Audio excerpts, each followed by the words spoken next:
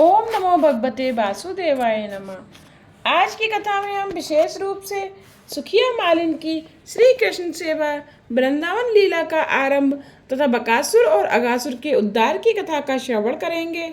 सूत जी कहते हैं, एक मालिन का प्रसंग है इन लीलाओं में। ब्रज में एक सुखिया नाम की मालिन थी जो रोज रोज कृष्ण कथा सुनती थी। भक्ति उसके लिए एक व्यसन सी हो गई थी। तुकाराम को भी व्यसन रूपा भक्ति सिद्ध हुई थी। सभी इंद्रियों की ऐसी आदत सी हो गई है कि ईश्वर के भजन किए बिना भी नहीं रह सकती। मालिन का प्रेम धीरे धीरे बढ़ने लगा। श्रवण भक्ति व्यसन सी हो गई। भक्ति का व्यसन सिद्ध करो, अन्य सभी व्यसन भक्ति मार्ग में बाधा रूप हैं। अतः भक्ति को ही व्यसन बना दो। जिसको सेवा और स्मरण का व्यसन हो वही सच्चा वैष्णव है। कन्हैया कान में से, आंखों में से, हृदय में उतर जाता है। बार बार सुनने पर ही श्री कृष्ण के दर्शन की उत्कंठा होती है। लाला के दर्शन के लिए सुविधा आती है। अधिकार के बिना भगवान के दर्शन नहीं हो पाते। यदि सुख सुविधा की इच्छा बनी रहती है तो भगवान के दर्शन नहीं होंगे। जीव जब पूर्णतः निष्काम और वासनाहीन बनता है तभी वे दर्शन देते हैं। ईश्वर दर्शन के बिना अन्य कोई भी वासना सूक्ष्म रूप से भी शेष रह गई होगी तो ईश्वर दर्शन नहीं देंगे। सुखिया मालिन हर रोज नंद बाबा के आंगन में आती जाती थी, किंतु कन्हैया बाहर निकलता ही नहीं था। तो उसने एक भूदेव से कृष्ण दर्शन का उपाय पूछा। भूदेव यह जानकर प्रसन्न हुए कि यह एक जिज्ञासु और सुपात्र जीव है। तो उन्होंने सुखिया से कहा, अपने घर में बाल कृष्ण की सेवा साधना स्मरण करती रहोगी तो वह प्रसन्न होगा।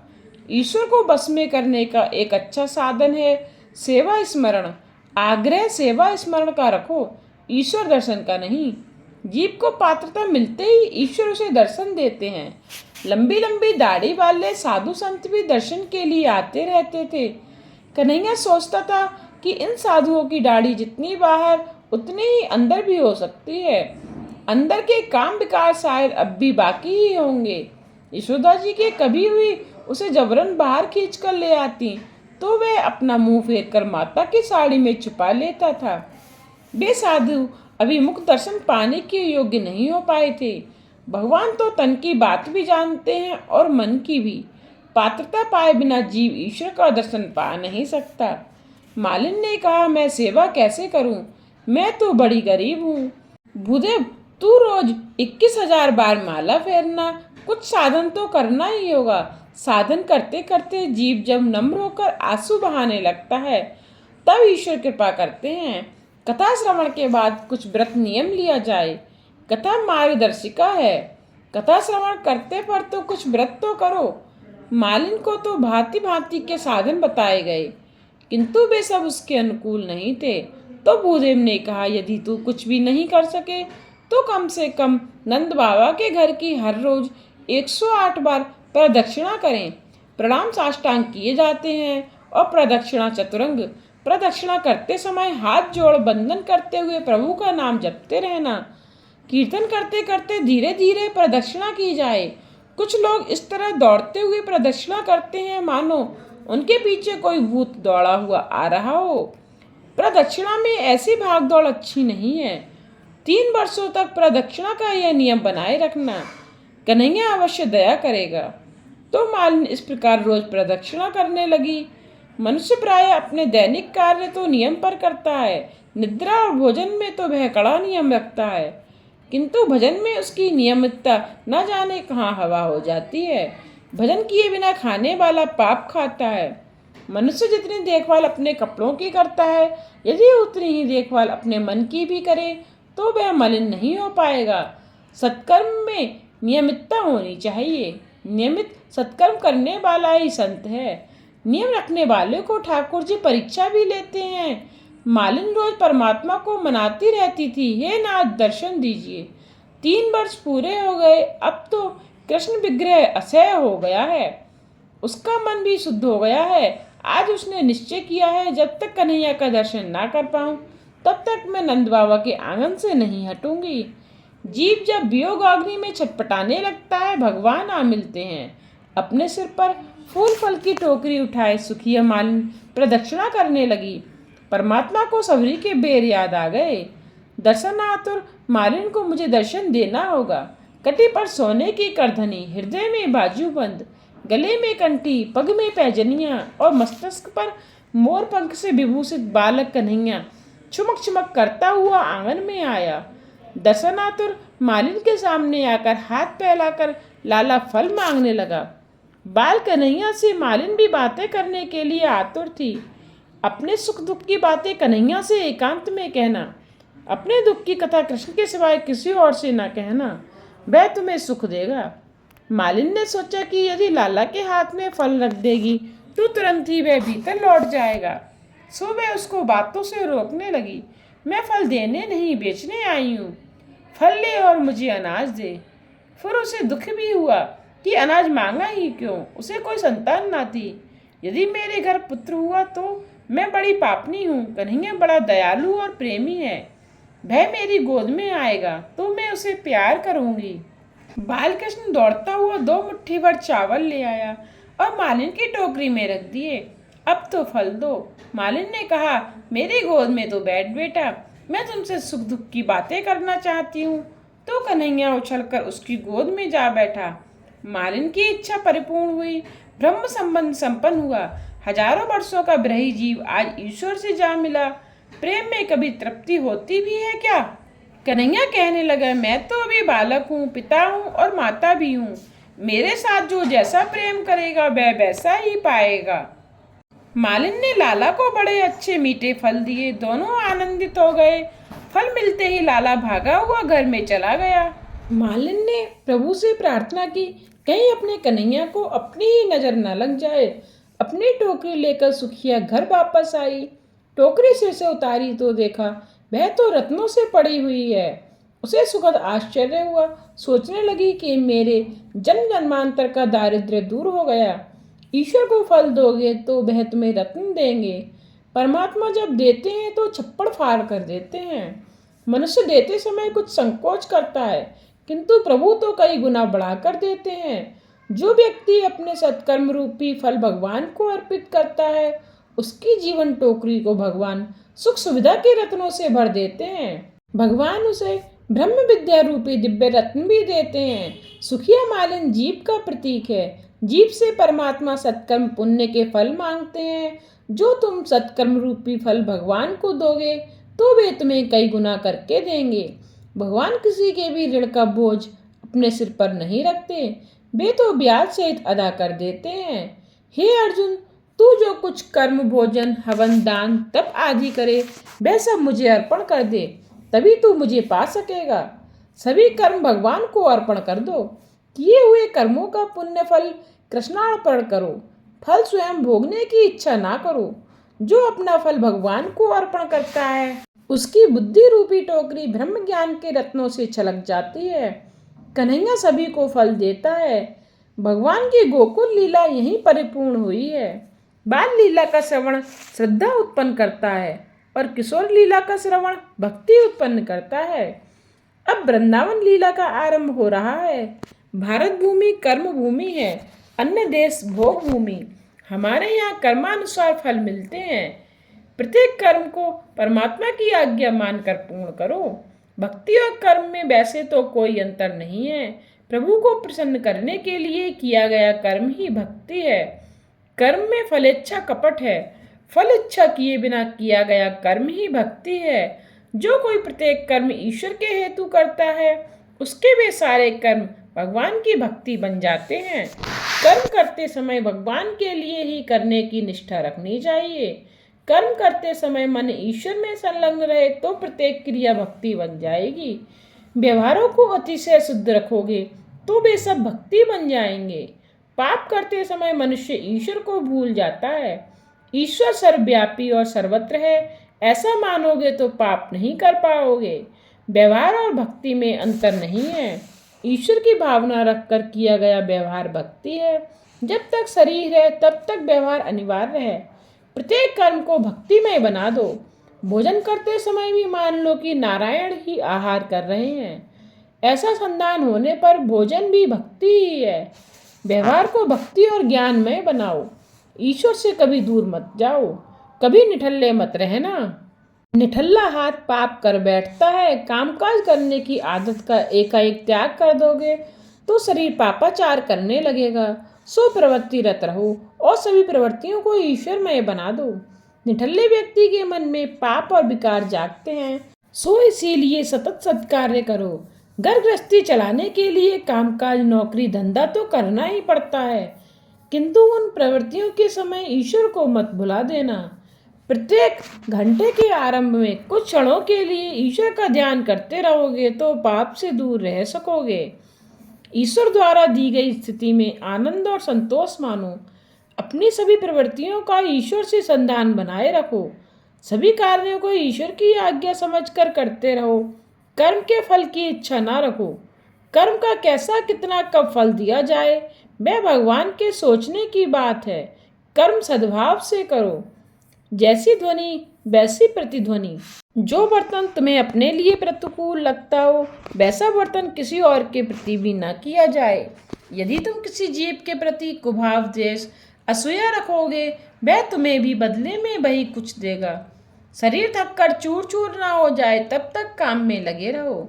यदि शरीर अच्छी तरह नहीं थक जाएगा तो नींद नहीं आएगी और बिस्तर पर करवट बदलते समय मन में बुरे विचार आते रहेंगे। सत्कर्म करते हुए थक जाने से निद्रा भी बड़ी अच्छी आएगी और ये ऐसी नींद भक्ति भी बन जाएगी। यदि कर्मफल ईश्वर को देते रहोगे तो ईश्वर उसे अनंत गुना बनाकर वापस देंगे।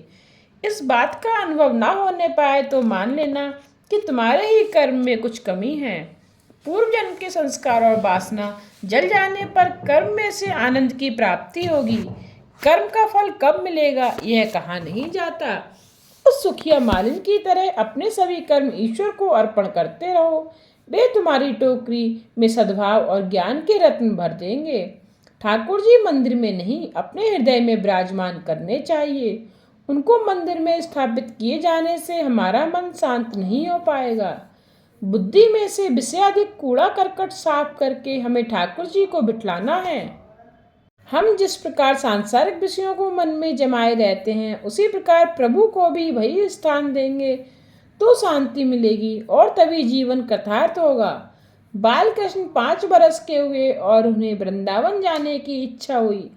गोकुल में तो उत्पात हो रहे थे। उनसे व्यतीत होकर चाचा उपनंद ने सोचा कि बालकों के साथ दूसरे गांव में चले जाना चाहिए। यहाँ से कुछ ही दूरी पर आया हुआ गांव वृंदावन रहने योग्य है। सभी ने इस प्रस्ताव को स्वीकार किया। बलराम और कन्हैया भी राजी हो गए। वहाँ खेल कूद का मजा आएगा तो सब वृंदावन जा बसे। वृंदा का अर्थ है भक्ति, सो भक्ति का वन वृंदावन है। बालक के 5 वर्ष के होने पर उसे गोकुल में से वृंदावन ले जाया जाए, अर्थात लाड़ प्यार की अवस्था प्राथमिक अवस्था में से अब उसे भक्ति के वन में ले जाया जाए। 5 वर्ष समाप्त होने पर लाड़ प्यार में कुछ कमी की जाए। बालक को धर्म भीरु संस्कारी बनाने के लिए बचपन से ही धार्मिक शिक्षा दी जानी चाहिए। एकादशी के दिन उसे अन्नाहार न दिया जाए। अपने बालक को अच्छे संस्कार न देने वाले माता पिता उसके बैरी हैं। भक्ति और धर्म की शिक्षा न देने वाले माता पिता उस बालक के शत्रु ही हैं। बालक का हृदय मन बड़ा कोमल होता है, अतः उसे दिए गए संस्कार उसके मन में अच्छी तरह जम जाते हैं। उसे बचपन में अच्छे संस्कार दोगे तो उसका यौवन भ्रष्ट नहीं होगा और जीवन भर वह संस्कारी बना रहेगा। चाचा उपनंद श्री कृष्ण को वृंदावन ले गए। जिसे ज्ञान वृत्त का सहारा हो वह पतन के गर्त में नहीं गिर सकता। किसका हाथ पकड़कर चलने से गिरने का डर नहीं रहता। ईश्वर का ही हाथ पकड़कर चलो। वृंदावन में अकेले नहीं वृंद लेकर जाओ। औरों को भी सत्कार्य की प्रेरणा देते रहो। गोप गोपियां सब वृंदावन गए।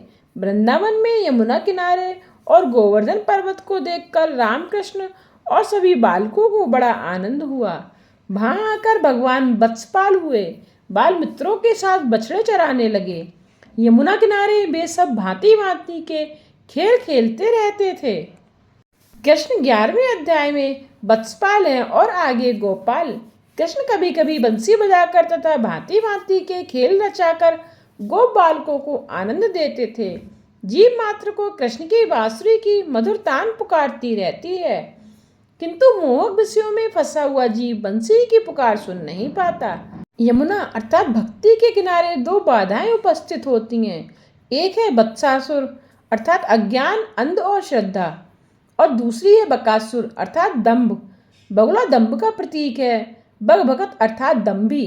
भक्ति के किनारे दंभ आ बसता है, उसकी घात में मत फंसना। दंभ के समान कोई पाप नहीं है।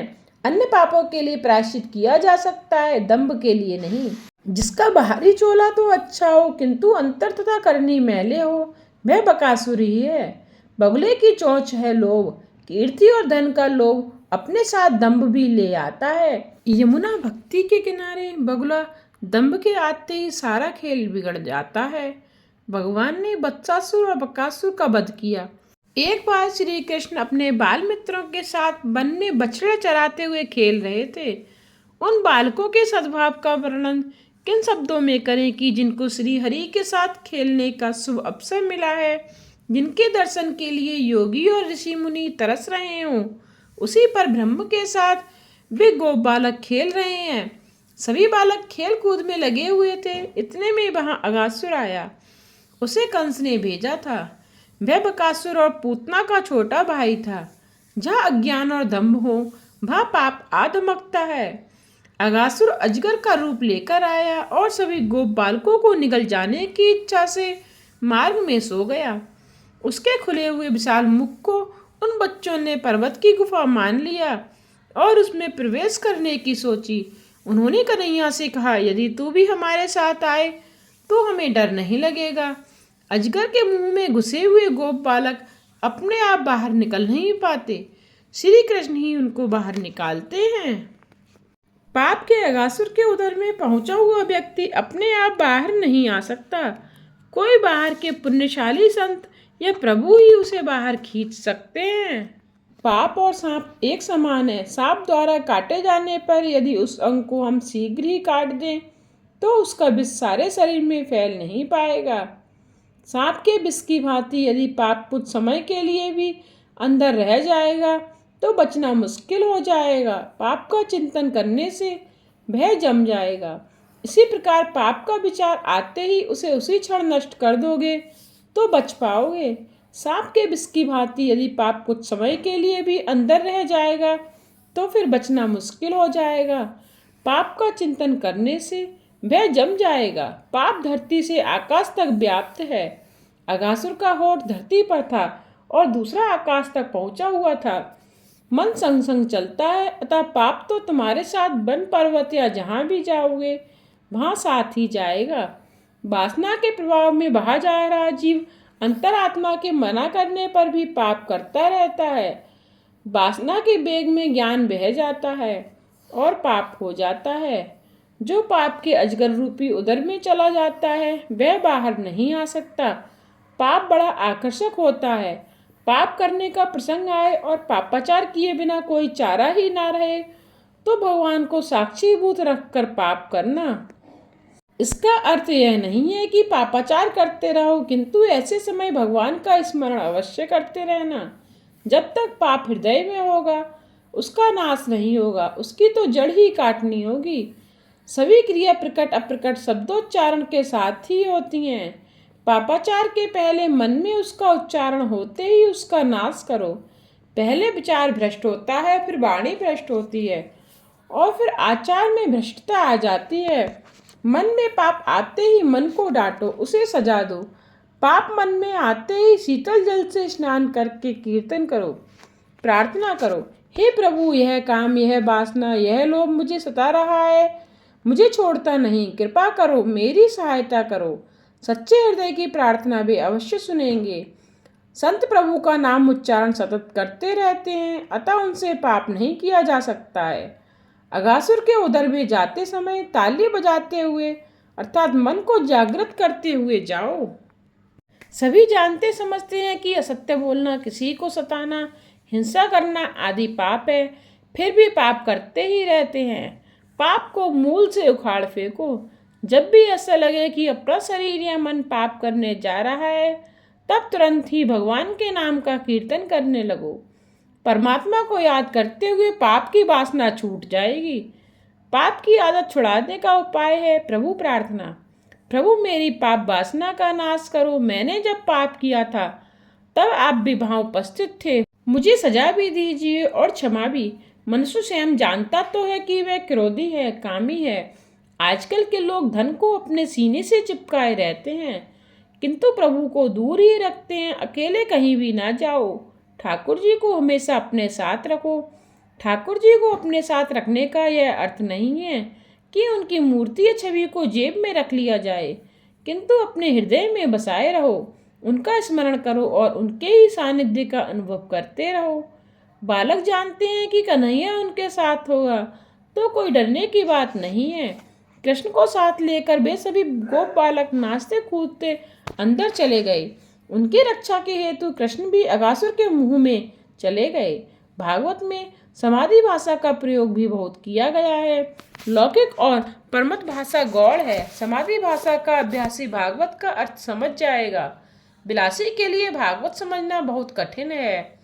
जब नाद ब्रह्म और नाम ब्रह्म एक होता है तब पर ब्रह्म का प्राकट्य होता है। पेट में जाकर भगवान ने विशाल रूप धारण किया तो अजगर का शरीर फट गया। अगासुर के प्राण ब्रह्मारंध्र से बाहर निकल गए। सभी बालक भी लाला के साथ बाहर आ गए। अग शब्द का अर्थ है पाप। अगासुर पाप का ही स्वरूप है। जो पाप में रम्माण रहता है वही अगासुर है। पाप करने में सुख मानने वाला व्यक्ति अगासुर है। कई बार पापी व्यक्ति सुख में जीता हुआ दिखाई देता है, किंतु पाप के कारण नहीं, उसके किसी पूर्व जन्म के पुण्य के कारण ही उसे वह सुख मिल रहा होता है। अन्यथा पाप के परिणाम तो दुख ही हैं। पापी ना तो कभी सुखी हुआ है और ना कभी होगा। कोई पुण्यशाली दुखी होता हुआ दिखाई दे तो मान लेना कि उसके किसी पूर्व जन्म के पाप का फल उसे मिल रहा है। पुण्य का फल दुख नहीं है। पाप के जाल से छूटना आसान नहीं है। पाप का भान होने पर भी मनुष्य पाप कर्म छोड़ नहीं पाता है। जब तक पुण्य का बल बढ़ता नहीं है तब तक पाप की आदत छूटती नहीं। पाप की आदत बड़ी बुरी है। पाप को मन में कभी ना बसने देना।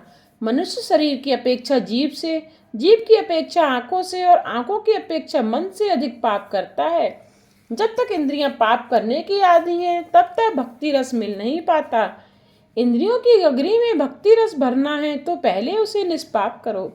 यदि पानी में भरे हुए घड़े में दूध भरना है तो पानी को पहले निकाल देना होगा। आत्मा और इंद्रियां इतनी एकाकार हो जाती हैं कि इंद्रियों का पाप आत्मा देख ही नहीं पाता। मन में पाप का विचार आते ही उसे निकाल बाहर करो। यदि पाप हो भी जाए तो बड़ी ही नम्रता से भगवान से माफी मांगो। अगासुर अजगर का रूप लेकर आता है और वह असावधान व्यक्ति को निगल जाता है।